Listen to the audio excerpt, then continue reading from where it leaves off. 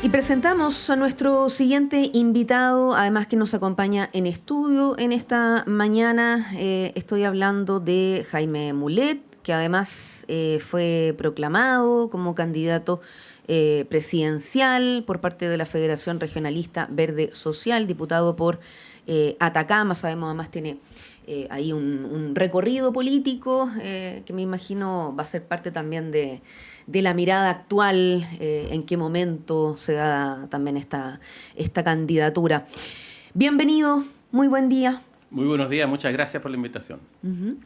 Diputado, bueno, se había hablado de esta opción, de hecho algunas voces a finales del año pasado, y usted mencionaba, bueno, hay que esperar a finales de enero en nuestros encuentros internos, además pensando en una propuesta programática que también podemos aprovechar de profundizar. Pero en una primera impresión, ¿cómo ve esta confirmación? El contexto además que se da este año 2025, de contingencia, de movimientos de piezas también en el mundo político, quizás en el pasado, hoy con mucho más presencia de partidos, de alternativas, la irrupción también fuerte de figuras independientes, entre otros. Primero una impresión así más directa, y luego aterrizamos a, bueno, temas que también se han hablado, van a ser relevantes para ustedes en este proyecto colectivo. Bueno, muchas gracias. Mira, efectivamente, en primer lugar, distintas regionales y órganos de nuestro partido me estaban proponiendo, pero yo pedí que primero se aprueben ciertas ideas o propuestas programáticas en una convención que teníamos planificada, que se hizo el día 25, el fin de semana, el sábado pasado. Era muy importante para mí que estén las propuestas primero y después la candidatura. Yo dije que poner primero los bueyes y después la carreta. O sea, yo no estoy disponible a ser candidato si es que no se aprueban al menos un conjunto de bases programáticas que yo llevé, que preparamos y que se aprobaron, digamos, era muy probable que así fuera, pero habían algunas que tenían cierta controversia interna y se aprobaron y se aprobó mi candidatura por unanimidad para ir a la primaria del mundo oficialista. Con el CERVEL presente, o sea, se hizo toda la formalidad legal además, y yo creo que esta es la primera candidatura a la primaria con toda la legalidad, digamos, más allá de la intención del partido, ya que es un acto oficial, en fin, formal, de acuerdo a la ley. Las primarias son hoy día legales. Ahora, el contexto político es un contexto complejo, donde tenemos una multiplicidad de actores que están desarrollándose, con una presencia, diría yo, de los precandidatos o candidatos de la derecha muy fuerte en las encuestas, y con una presencia más débil de los candidatos o precandidatos o posibles candidatos del mundo oficialista. Creo que esa controversia, si uno ve el mapa de encuesta, es interesante, y por eso creo yo que la gente del mundo progresista tiene que ir apareciendo, y eso le da sentido también a nuestra postulación. Además, hacemos un acto responsable con propuestas, porque queremos discutir las propuestas. A mí, si tiene sentido esta candidatura, es fundamentalmente discutir propuestas para enfrentar varios problemas que tiene el país y que son problemas agudos y donde hay posturas distintas. Y creo que eso hay que irlo resolviendo en el diálogo, en el debate, en la primaria, tanto dentro del oficialismo como en el debate después también con las fuerzas de la derecha extrema, porque el contexto es complejo, tanto nacional como internacionalmente, dado está pasando, por ejemplo, con la irrupción de Trump en Estados Unidos, con Milei en Argentina. En fin, hay un contexto complejo que ha ido también acaparando adeptos dentro del país y candidaturas que se identifican con Trump, que se identifican con Milei, en una lógica que es nueva, al menos los últimos 60, 80 años. Yo creo desde la Alemania nazi, digamos, que no hay hoy día una arremetida con posturas complejas desde el punto de vista del compromiso de la democracia, al menos en Occidente. Antes de pasar, claro, a estas expectativas de primarias, vamos por los temas. Estaba revisando respecto de propuestas, leo, claro, reforma al Estado, seguridad, tema de energías limpias. ¿Qué podemos abordar desde lo más macro a micro, en lo fundamental que podrían ser parte entonces de tanto estas conversaciones con otros actores que vayan en estas candidaturas oficialistas, pero también a nivel país, sobre todo por esta misma irrupción que usted mencionaba de temas mucho más delicados al momento de poner sobre la mesa, como migración, económico? ¿Cómo Exacto. podemos ir abordando desde esos dos? O sea, lo que para ustedes va a ser primordial y en medio de otros que se van a ir cruzando en la mesa. Yo creo que es fundamental, por ejemplo, que la democracia liberal y nuestro régimen democrático que hemos ido consolidando con mucho esfuerzo después de la dictadura, recuperándolo en la línea un poquito más larga de la historia, no ha sido capaz de satisfacer un conjunto de necesidades que la ciudadanía hoy día cuestiona también la democracia liberal o la debilita. Ya las encuestas y los estudios nos indican que la gente ya no confía tanto en la democracia como Mm, antes. Nosotros tenemos que demostrar que la democracia y esta democracia liberal, occidental, de, no sé, pues de los últimos 50 años, debe ser capaz de llegar también y ser capaz de abordar temas como la inmigración, temas como la seguridad pública, que son temas que hoy día preocupan y que se van saliendo de ciertos márgenes a los que estábamos acostumbrados y creo yo no hemos sido capaces de responder a la ciudadanía como la ciudadanía quiere, ¿ah? O como la ciudadanía siente ese riesgo. Y aparecen estas voces discordantes, un poco sacrificando de alguna manera espacios de libertad y democracia con la idea de solucionar el problema de enfrentar el problema de la delincuencia, el problema de la inmigración. Entonces, lo primero, diría yo, es cuidar la democracia liberal, pero sí correr el cerco en algunas materias. Por ejemplo, nosotros tenemos que crecer más rápido. Y eso, crecer más rápido para generar, obviamente, mayores niveles de ingresos, mayores niveles o capacidades de redistribución de ingresos, llegar a los sectores más modestos y lo que yo planteo es fundamental eso y hago un planteamiento desde la óptica de un gran plan de construcción de viviendas. ujú. Viviendas sociales, que este gobierno lo ha hecho relativamente bien con el ministro Monte, el plan de emergencia Sí. habitacional, pero además vivienda para la clase media. Y además un gran plan de construcción de infraestructura, acelerando los trámites de la construcción de infraestructura, puertos, caminos, muelles, en fin, que se necesitan en el país para desarrollar a la vez otras actividades. El Plan Nacional de Construcción de Vivienda es urgente. Tenemos nosotros 1.200.000 viviendas que requieren al menos arreglo y casi 500.000 viviendas que se necesitan nuevas, desde cero.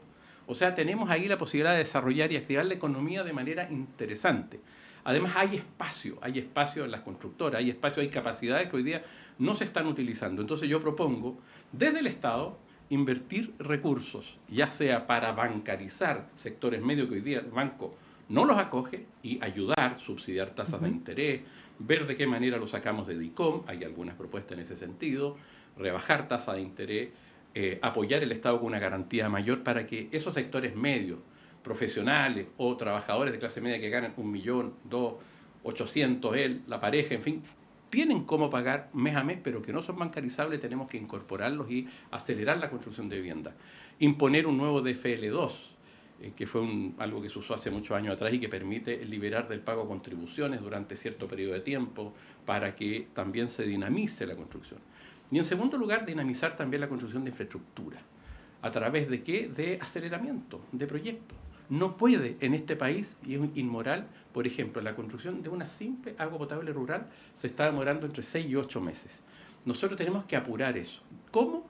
Bueno, dándole valor al silencio administrativo, acortando los plazos de todos los proyectos que tengan que ver con infraestructura, agua, desaladora, en fin, y que son urgentes. Impulso a la economía. Ujú. Primera cosa. Segunda cosa, también desde el punto de vista de impulso a la economía, construir al menos 2 nuevas fundiciones en el norte. Hay capacidad, no podemos seguir exportando solo concentrado de cobre, en fin. Pero por otra parte también hay que impulsar con rapidez lo que yo llamo a ir a la gente que tiene pocos ingresos y ayudarle desde ya también. ¿Con qué? Por ejemplo, y a las MIPYMES, que son los sectores que hoy día requieren también un impulso. Por ejemplo, yo propongo una rebaja del IVA, del impuesto al valor agregado, de un conjunto de bienes de canasta básica, que son los que consumen los chilenos y chilenas y que gastan un 19% de IVA en impuestos cada vez que los compran. ¿Y quién tiene la pensión básica o la pensión garantizada universal? 250.000 pesos van a ser, ahora son 214.000 pesos. O ingresos, menos de 500.000 pesos, gastan todo y pagan IVA en todo. En el pan, en la mantequilla, en el yogur, en la leche, en fin. La idea es un conjunto de bienes, liberarlos, bajar el IVA a la mitad y compensar esos ingresos del Estado subiendo el IVA en bienes suntuarios. Ujú. De manera de ir en ayuda a ese sector más modesto. Hoy día se puede hacer esto. Esto se ha planteado antes, se cuestionaba que es complejo desde el punto de vista del control, pero hay países que lo tienen y los sistemas hoy día perfectamente impiden que se haga evasión o elusión y es perfectamente posible. Queremos hacer esa ayuda concreta. En segundo lugar, también ayudar a los MIPYMES. ¿Cómo? Con apoyo especial del Banco del Estado, en fin, los típicos apoyos, pero también estoy proponiendo una rebaja de patentes comerciales que hoy día afectan a los comerciantes. La patente comercial se paga entre un 2,5 y un 5 por mil del capital. Y lo curioso es que hoy día es regresiva, porque las grandes empresas pagan, pero hasta cierto límite de capital. Y sobre ese capital no pagan. Entonces, en el fondo, el más grande paga menos que el más chico. La idea es eliminar el límite y bajarle a los más pequeños para ir en ayuda también de esos sectores. Apoyar a la economía de pequeña, mediana escala, con planes especiales a través de las instituciones de fomento que tienen fundamentalmente la Corfo, promover la economía circular, etcétera. Yo les diría esos dos ejes, apurar el crecimiento, yo digo, acelerar la marcha, ir en ayuda a los más débiles con algunas señales claras y también el combate a la corrupción, la modificación, la reforma del Estado. Sí, diputado, no quería dejar porque nos quedan ahí los últimos minutos. Bueno, hemos escuchado ahí parte de los énfasis, los temas que como sector seguramente después interactuando cuando todo esto ya esté en proceso se puede seguir ahondando, pero no quiero dejar de que hablemos de esta intención, ¿no? Este anhelo, este llamado a poder hacer una primaria de alguna manera lo más amplia posible. De hecho, se mencionaba la propia democracia cristiana, la situación del PPD, desde el PS, Radical u otros. Pensando, claro, en un objetivo de poder reunir a todos estos sectores, pensando también en posibles segundas vueltas y quién sea la carta de la otra vereda. Pero en concreto, sobre estas primarias, no está muy lejos el recuerdo de la versión pasada, en donde algunos se quedaron esperando o habían, claro, llamados de idas y vueltas. Fue más complejo. ¿Cómo ve hoy esa posibilidad y este llamado, por qué pasa a ser tan relevante? Yo creo que hoy día estamos en una situación más compleja que la vez pasada, desde el punto de vista del compromiso a la democracia. La vez pasada igual, veníamos saliendo, o estábamos en medio de la pandemia, había mucha complejidad, pero política interna. Pero ahora también hay una complejidad política internacional, digamos, y un debilitamiento de la democracia como sistema. Eso nos obliga, creo yo, con mayor razón a quienes formamos parte del mundo oficialista, progresista, a hacer el mayor esfuerzo por lograr un entendimiento y un método democrático para elegir al abanderado o a la abanderada de nuestro sector. Yo soy partidario que ojalá haya una primaria única, o dos, si no hay acuerdo, pero ojalá una, y si hay dos que converjan, digamos, hacia adelante, haciendo sobre todo debates de ideas y recorriendo el país. Yo le decía el otro día a los presidentes de los partidos oficialistas, ¿por qué no se hace una primaria y se recorre todo el país? Se llevan las propuestas programáticas, se discuten con nuestros sectores, con la gente que nos apoya, juntándonos, llevar a todos los precandidatos. Y más allá de los partidos, porque además llegar más allá de lo que hoy los partidos, una circunstancia en que abrirse. Claro, de la propia desconfianza que hay de la política. Pero hay que generar diálogo con la ciudadanía, o sea, ir donde la gente, qué hemos hecho mal, qué se ha hecho bien, ir con las propuestas, o sea, hay que defender la democracia. Pero la democracia tiene que funcionar bien también y tiene que satisfacer las necesidades de la gente. Porque hoy día las necesidades de seguridad no se están satisfaciendo correctamente y la gente tiene esa percepción y opta por candidaturas populistas, como usted quiera, pero la gente está incómoda con el tema de la seguridad, está molesta con el tema de la seguridad y con razón, porque una cosa, por ejemplo, que motiva mucho el voto a favor o en contra es cómo está la situación económica, cómo está el bolsillo, pero cuando hay temor es mucho más fácil oír cantos, digamos, que te van a solucionar el problema aunque sacrifiquen niveles de libertad o de democracia. ¿Qué es lo que plantean de alguna manera los republicanos? ¿Qué es lo que plantean, por ejemplo, no sé, en Estados Unidos Trump? ¿Te fijas? Y tenemos que tener mucho cuidado con eso, pero también estar dispuestos nosotros a correr el cerco. O sea, bueno, de alguna manera hay que entender que lo que pasa en materia de seguridad tenemos que hacer un esfuerzo conjunto, pero también hubo lentitud en reaccionar. Hubo un gobierno, como el gobierno de Piñera, por ejemplo, que invitó, ¿cierto?, a una inmigración desmedida sin freno. Llegó la gente, no hubo control, entraron personas de todo tipo al país. A la vez, paralelamente, hubo un aumento de la delincuencia, que algunos lo relacionan con los extranjeros, al menos los métodos, uno no puede en esto discriminar. ¿Te fijas tú? pero no hubo una reacción inmediata.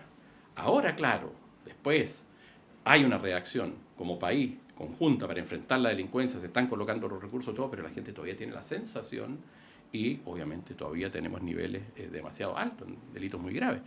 Y entonces, ¿qué es lo que vamos a hacer? Vamos a ofrecer, por ejemplo, nosotros somos partidarios de ser policía municipal y lo planteamos en el programa. Somos partidarios de eso, somos partidarios del decomiso sin condena, somos partidarios de fiscalizar a los fiscales a través de un Consejo Nacional de la Justicia, un Consejo Nacional, de la persecución criminal, para que haya políticas de Estado para perseguir el crimen. Tenemos que endurecer la postura del país en las fronteras. Y ahí hay que ser claro. Piñera las abrió, invitó, después este gobierno dijo no hay ninguna inmigración irregular en un principio, y ha costado ordenarla en las fronteras, digamos, y la porosidad de la frontera.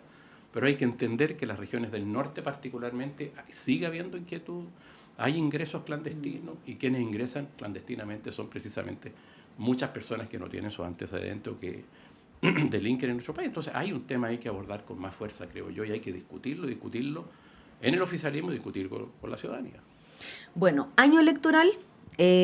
Los plazos se cumplen, así que ya tenemos en este caso, y hoy hemos invitado acá a estudio al diputado Jaime Mulet a propósito de la reciente proclamación de su candidatura presidencial ahí por parte de la Federación Regionalista Verde Social. Un primer acercamiento, sabemos que vamos a estar comentando esto durante todo el 2025 y por supuesto como medio de comunicación y las distintas alternativas aportando con ese debate democrático a propósito de los distintos temas y agendas tanto locales como internacionales.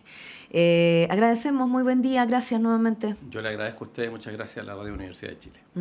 Y también nos despedimos de esta primera edición de Radio Análisis, gracias al equipo, a Francisco, a Jaime, a Tania, a Alexis, el equipo Chile TV. En mi caso nos reencontramos acá en estudio a las 13 horas en la segunda edición de Radio Análisis, pero no se separe de la programación de Radio Universidad de Chile, luego Semáforo, con la conducción de Antonella Esteves. Que tenga buen día.